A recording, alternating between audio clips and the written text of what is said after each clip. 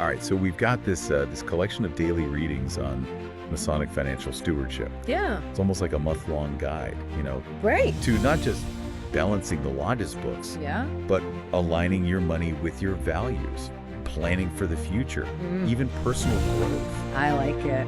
It's going to be fascinating. I'm already intrigued by this. Mixing practical financial tips with that deeper Masonic wisdom. Yeah? It's almost like having Benjamin Franklin sit down and talk money matters with King Solomon or something. Oh, I love that image. And speaking of wise figures, the first week really lays the groundwork Okay. with this focus on assessment and planning.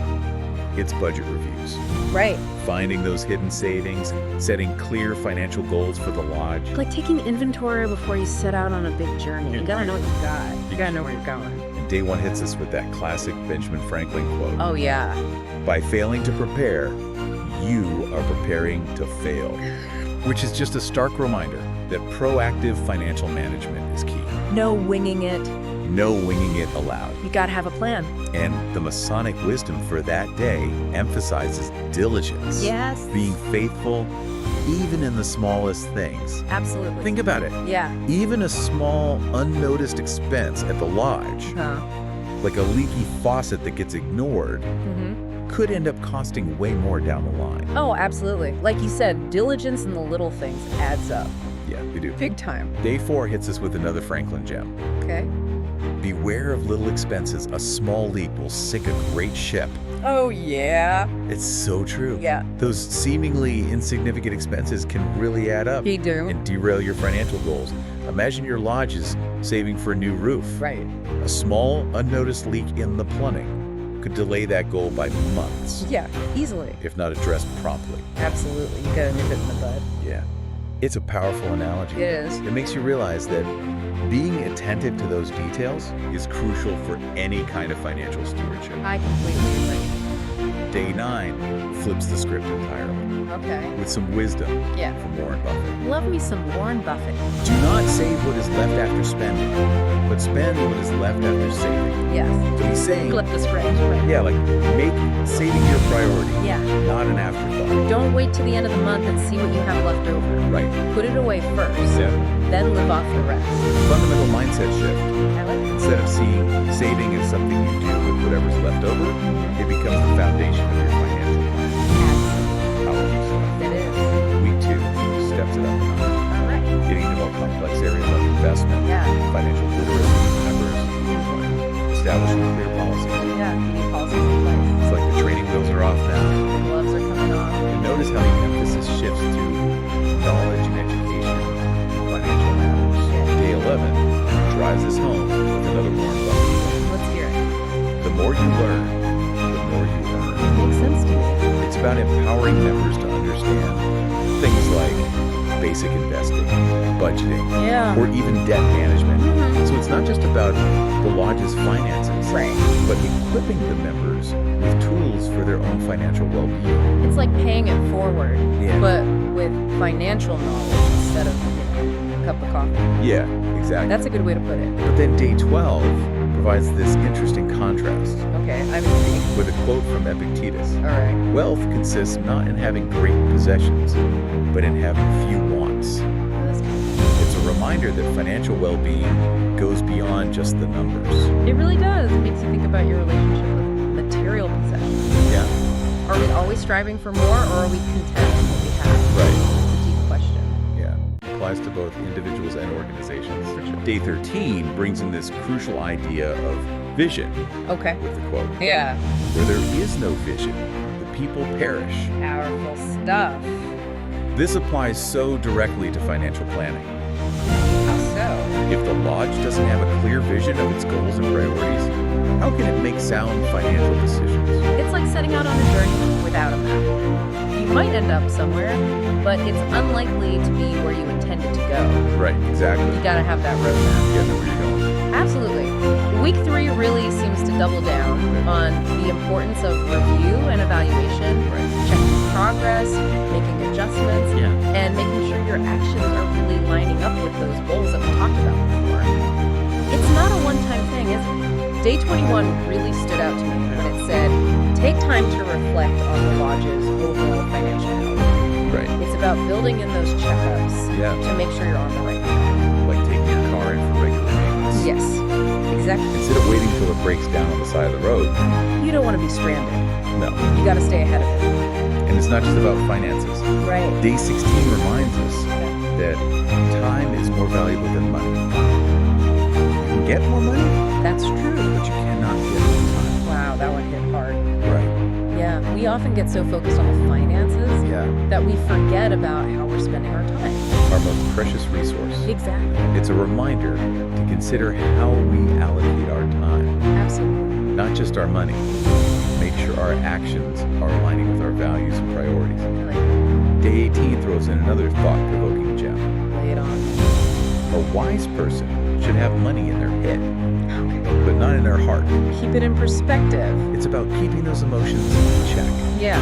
making rational decisions, not letting money rule our lives Yeah. Don't let it become an idol. or dictate our actions. Right. Which ties back beautifully, if we zoom out a little bit, to those Masonic principles Right. of virtue and wise living. It's about keeping things in perspective, Absolutely. not letting material possessions become idols. That's right. And then we hit week 4, and it's almost like the readings take on this whole new dimension. Oh, how so? We go beyond just the nuts and bolts of lodge finances Yeah. and start to see this broader concept of stewardship. I like where this is going. Day 27 really resonated. Okay. A successful man is one who can lay a firm foundation with the bricks others have thrown out. Wow, that's powerful. That's not just about financial management. Right. That's about resilience Yeah. in the face of any challenge. It's about taking those setbacks and using them as building blocks for something stronger. And when we apply that to finances, Yeah. it's about learning from our mistakes, using those experiences Right. to make wiser decisions in the future. Then on day 26, Okay. we see charitable giving come into play. Ah, It's yes. not just about managing money for the lodge. Right. It's about using those resources to make a positive impact. So being strategic with those contributions. Exactly. Making sure they align with the lodge's values, having the biggest impact possible. Those final few days just hit us with some serious food for thought. All right, bring it on. Day 28, Seneca reminds us Okay. that it is not the man who has too little, but the man who craves more. That is poor. Oh, wow. Really makes you question the whole idea It does. of what it means to be wealthy. It challenges you to examine your own desires Yeah. and to find contentment in what you have rather than always chasing after more. Day 30 drives it home Okay. with another one from Ben Franklin. All right, good old Ben. Money never made a man happy yet, nor will it. The more a man has, the more he wants. Instead of filling a vacuum, it makes one. Ooh, that's a cautionary tale It is. about chasing material wealth Yeah. and the emptiness that can come with it. It really makes you think about the true purpose of money. Right, it does, it does. It's a tool that can be used for good or for ill. It's all about how we choose to use it. Right.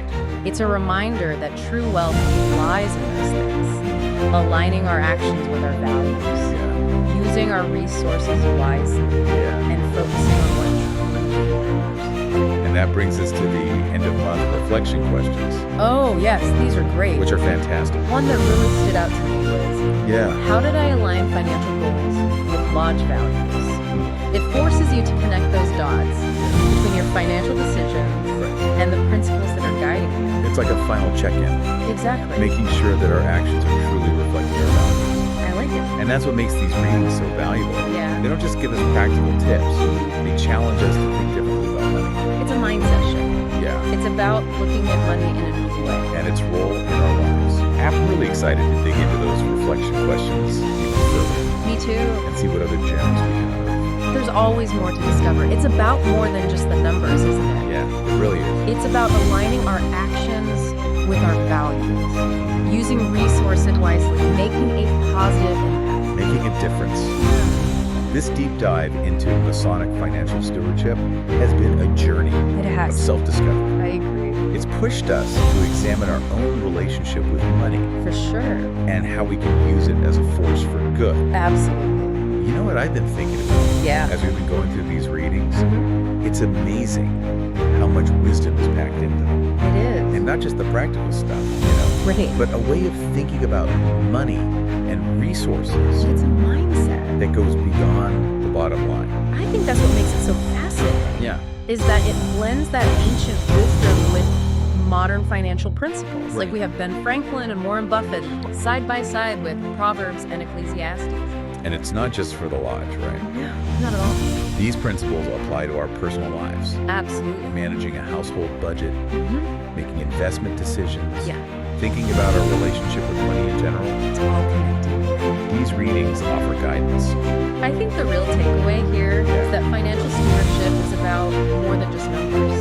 Right. It's about aligning our actions with our values, using resources wisely, making a positive impact on the world around us. It's been an incredibly enriching experience for me. Me too. I feel like I've learned so much. Absolutely. Not just about managing finances, Right. but about myself and the values that I hold dear. I hope you, our listener, feel the same way. Yeah. We encourage you to take some time with these readings. Yeah. Think about how you can apply these principles to your own life. Ask yourself, Yeah. what are my financial goals? How do they align with my values?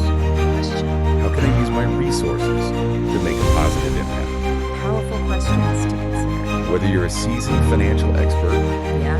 or just starting out on your journey, Towards responsible stewardship. it's a journey, not a destination. Well said. Be patient with yourself. Yes. Never stop learning.